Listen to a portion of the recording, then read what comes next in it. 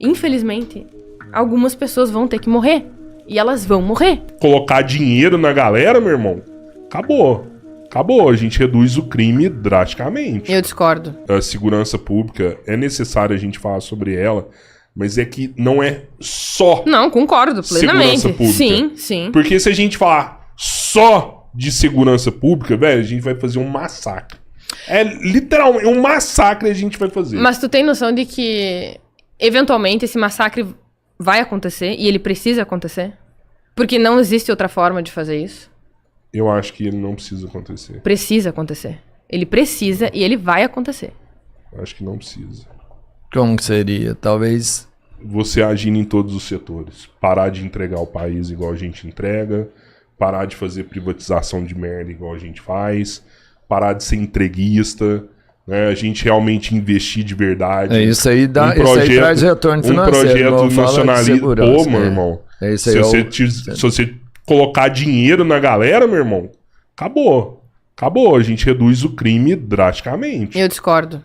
Tu tem noção de que algumas pessoas, elas são irrecuperáveis? Sim. Sim. E o que tu faz com essas pessoas? Não, tem pessoas que são irrecuperáveis. Não, mas eu tô te perguntando sério mesmo, assim. O que a gente faz com essas pessoas que são irrecuperáveis? A gente tem que prender elas. Exatamente. Mas o que tu faz quando elas existem? Como assim? Existem pessoas que são irrecuperáveis. Sim, e elas vão resistir. Prender elas. Não, quando elas existem, exatamente. A gente coloca uma polícia eficiente e prende elas. Ok, mas eventualmente essas pessoas serão mortas? Cara, peraí. Vamos pegar exemplos de países onde rola e dá certo. Tem país que a população carcerária é mínima, meu. Se tiver dinheiro lá, se tiver renda, a população carcerária é mínima. Não, mas país onde tem essa desgraça de população carcerária, que prende todo mundo, que mata todo mundo, é país que a galera tá passando fome aí. País que tem pobreza. É que a gente precisa ter noção de que o Brasil, ele já tem algo que está instalado como um câncer. Ele já está dessa forma, instalado. E assim, o que nós temos de evidências é de que não tem como tu combater o crime organizado a esse ponto que nós já estamos. Esgoelados até aqui, sem haver um combate direto. Nós gostaríamos que houvesse outro meio, inúmeros outros meios, mas eles não existem e eventualmente esse combate vai acontecer, ele precisa acontecer, porque como eu falei, tu pode querer investir nisso, investir naquilo, oferecer educação, oferecer lazer, não sei o quê, mas eles não deixam. Para te conseguir, por exemplo, se candidatar à Câmara de Vereadores no Rio de Janeiro, tá? Tu precisa da permissão da milícia, tu precisa da permissão do tráfico, tu precisa pedir, por favor. O que tu faz numa situação dessa? Como é que a gente acha que isso é normal? Se tu não faz o que eles querem, se tu não está agindo de acordo com o que eles esperam de ti, tu morre. Tu nem se candidata. Tu morre no meio do caminho. Se depois tu vira a casaca lá em cima, tu morre. Infelizmente, algumas pessoas vão ter que morrer. E elas vão morrer. Inclusive, até me lembrei do título do filme, Romeu tem que morrer. Romeu tem que morrer, entendeu? Existem situações, infelizmente, que, como eu falei, a gente vai ter que carregar a responsabilidade nas costas de ter feito isso. De termos sido, em alguma medida, ou diretamente envolvidos com isso. Eu tô disposta a carregar esse peso nas costas. Infelizmente, porque parte da instância do poder e tomar responsabilidade pela vida dos outros é se corromper, sujar as tuas mãos para que outras pessoas não precisem fazer isso. Para que outras pessoas não precisem ser sacrificadas ao longo desse processo em que a gente enxuga gelo. Em que a gente tenta resolver as coisas de modo condescendente, complacente, extremamente tolerante em situações em que são intoleráveis. Sabe que tem coisas que, como a gente não consegue fazer, a gente tem que falar, somos incompetentes para resolver isso e temos que colocar na mão de quem consegue. A gente conversou recentemente com um delegado, com o Alexandre Saraiva. Eu achava que era impossível a gente combater os crimes ambientais do Brasil.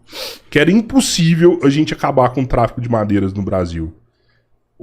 Esse delegado federal, Alexandre Saraiva, que inclusive foi afastado no governo Bolsonaro, porque ele peitou o ministro Ricardo Salles, Ele era da superintendência da região amazônica. Tem um episódio com ele aí, quem quiser ver. Cara, ele virou e falou assim: eu resolvo o problema de crime ambiental do Brasil. Eu resolvo o tráfico de madeira do Brasil. Que, inclusive, o crime organizado hoje está diretamente relacionado com o tráfico de madeiras do Brasil. Tem muita gente que... O Saraiva falou, tem muita gente que acha que é o agro, que desmata e tal. Cara, o crime organizado desmata muito e dá muito mais dinheiro os caras traficarem essa madeira do que ficar no tráfico de drogas. Muito mais dinheiro. Cara, esse é um ponto... E ele sabe resolver o problema. Não, esse é um ponto... Então a gente tem que falar, ó, a gente não é competente. Põe na mão do cara. Tem um ponto excelente que tu trouxe sobre o que é lucrativo pro crime organizado. Porque muitas pessoas têm, mais uma vez, a percepção intuitiva, né? Não posso dizer nem que é uma percepção burra, mas é uma percepção intuitiva e natural de que o que é mais lucrativo pro crime organizado é o tráfico de drogas. E não é. Não é mais. Porque a pena é muito alta. E é muito mais arriscado, certo? Sim. Então, a forma como eles mais lucram, por exemplo, é através de produto pirata. Licitação de prefeitura. Desmatamento ali que você falou, né? Enfim, tráfico de madeira, etc. E também produtos adulterados. Tá. E veja que... Olha só, isso também foi uma novidade quando eu escutei. Até mesmo produtos cirúrgicos, produtos de saúde. Então tu tá arriscando a vida das pessoas por produtos de baixa qualidade. O crime organizado lucra até com isso. Então veja como ele realmente está presente em absolutamente todas as malditas instâncias desse país. Entende? Então é uma falsa percepção de que é o modo mais lucrativo do crime organizado lucrar. Não, os caras não estavam pegando aquela Ozempic e trocando por insulina, vendendo insulina pra galera aí e lucrando horrores e ainda matando o povo com isso, velho. Mas veja assim, ó. A questão do país, de como resolver o crime, não é tão simples assim dizer, por exemplo, que a educação vai resolver. Porque a educação brasileira, ela aumentou muito desde os anos 80. Muito. As pessoas, hoje em dia, elas estão cada vez mais educadas, mais alfabetizadas, qualificadas, etc. Mas o crime aumentou junto. Isso não resolveu. A condição de vida do brasileiro mudou muito também. Isso não resolveu. As pessoas, hoje em dia, elas têm um poder de compra muitíssimo maior do que nos anos 80. Também não resolveu. Elas têm muito mais acesso à tecnologia, a lazer, enfim, a viagens, etc. Isso não resolveu. O Brasil tem um dos principais problemas para ser resolvido e que, sim, é relevante para combater o crime, é a desigualdade social extrema.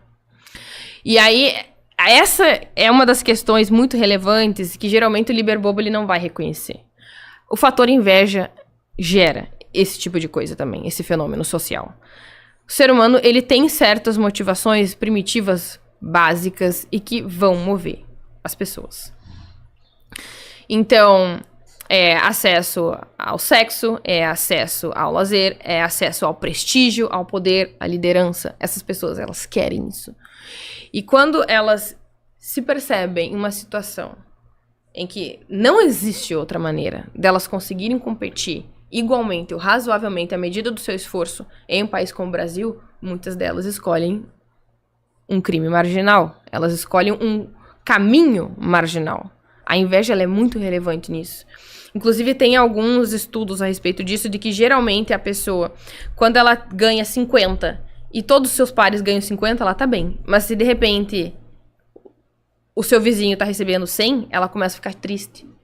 O seu outro vizinho começa a ganhar 200, ela fica mais triste ainda. Não porque ela tá ganhando Não menos. porque ela tá ganhando 50. Mas porque tem outro ganhando mais 100. de você. Exatamente, outro tá ganhando 200. E, inclusive, o Renan, ele trouxe uma coisa que eu acho que é muito importante de se trazer também, que eu penso que ele consegue compreender realmente as motivações humanas, que é o fato de que a pessoa, muitas vezes, ela tá numa situação de marginalidade e ela não quer ser mais um otário, né? Porque, assim, a vida do pobre trabalhador aqui no Brasil é vida de otário.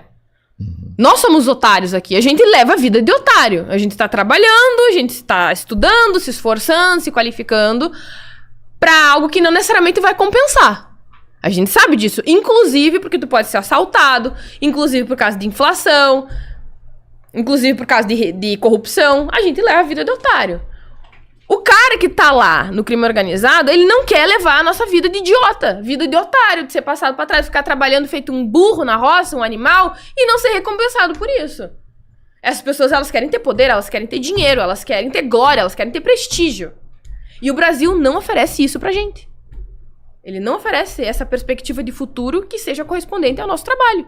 Inclusive, essa é uma das coisas que eu vejo muito de imigrante brasileiro falar que acontece nos Estados Unidos, por exemplo. Ah, lá dá certo trabalhar. Funciona, vale a pena. Lá eu não sinto que eu tô vivendo uma vida de idiota, uma vida de otário. Que é a nossa vida. Nós somos os otários aqui.